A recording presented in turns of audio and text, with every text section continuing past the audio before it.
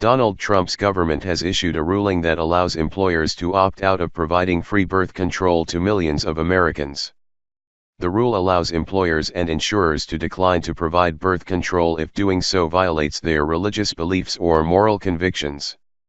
55 million women benefited from the Obama-era rule, which made companies provide free birth control.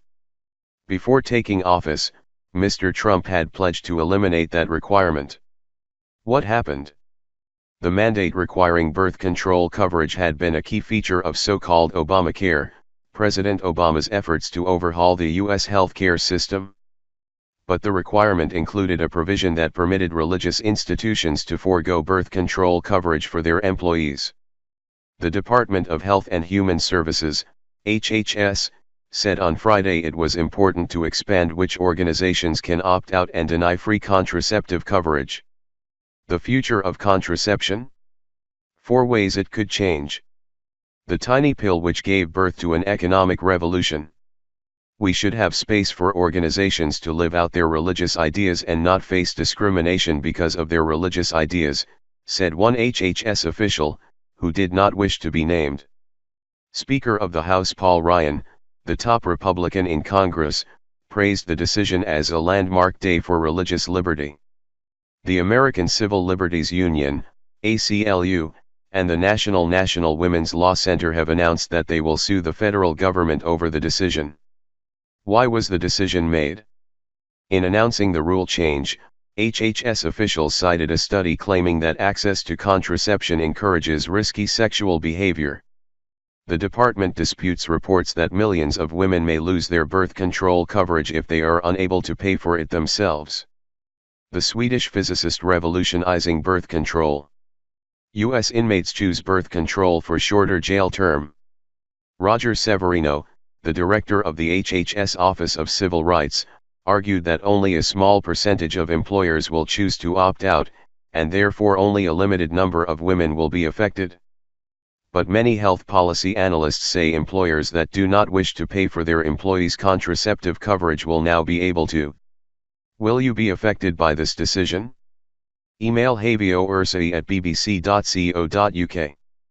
Deidre Penner, 33, from Bellingham, Washington State, told the BBC she feared losing access to the birth control she uses to treat polycystic ovarian syndrome. At the moment, the treatment is paid for with partial subsidies through the Affordable Care Act. Without the birth control mandate, I don't know how much the treatment would cost, she said. This is definitely an attack on women. If this issue affected men, it wouldn't be happening this way. By Nada Tawfik, BBC News, New York. The immediate outcry from the president's detractors has been that this is an attack on women. Birth control is used for a variety of reasons. Preventing unwanted pregnancy is, of course, one of them.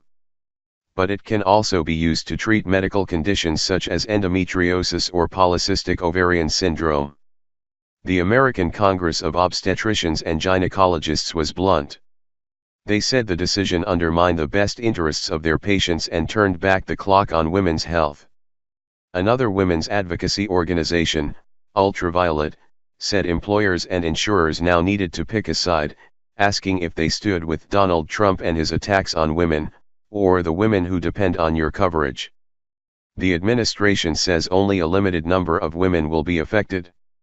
Whether or not that is true, the president is being criticized for politicizing women's bodies and health to score political points with his base. By Anthony Zurcher, BBC News, Washington. The contraceptive coverage mandate had become a hotly contested legal battleground since Obamacare passed in 2009, with the Democratic administration aggressively pushing back against attempts to carve out sweeping religious exemptions to the women's health provisions of the law. With Donald Trump now in charge, the dynamic has been turned on its head.